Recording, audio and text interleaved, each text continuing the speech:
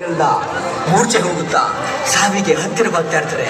ಆಗ ವಿಷ್ಣು ಇಷ್ಟು ವಿಷಕಾರಿಯಾದಂತಹ ವಿಷವನ್ನ ಕಡಿಮೆ ಮಾಡೋಕೆ ಯಾರಿಂದಲೂ ಸಾಧ್ಯವಿಲ್ಲ. ಈ ವಿಷವನ್ನ ಕುಡಿದು ಅರಗಿಸಿಕೊಳ್ಳೋಕೆ ಕೇವಲ ಪರಮಶಿವನಿಂದ ಮಾತ್ರ ಸಾಧ್ಯ ಅಂತ ಹೇಳಿದಾಗ ಎಲ್ಲರೂ ಸೇರಿ ಪರಮಶಿವನನ್ನ ಪ್ರಾರ್ಥನೆ ಮಾಡಿಕೊಳ್ತಾರೆ. ಆಗ ಎಲ್ಲವೂ ನಾಶವಾಗ್ತಿರೋದನ್ನ ಕಂಡಂತ ಪರಮಶಿವನು ಸೃಷ್ಟಿಯ ರಕ್ಷಣೆಗಾಗಿ, ಲೋಕ ಕಲ್ಯಾಣಕ್ಕಾಗಿ ಅಷ್ಟು ವಿಷಕಾರಿಯಾದಂತ ಪೂರ್ತಿ ಹಾಲಾಹಲ ವಿಷವನ್ನೇ ಸೇವಿಸಿ ಬಿಡುತ್ತಾನೆ ಪರಮಶಿವ.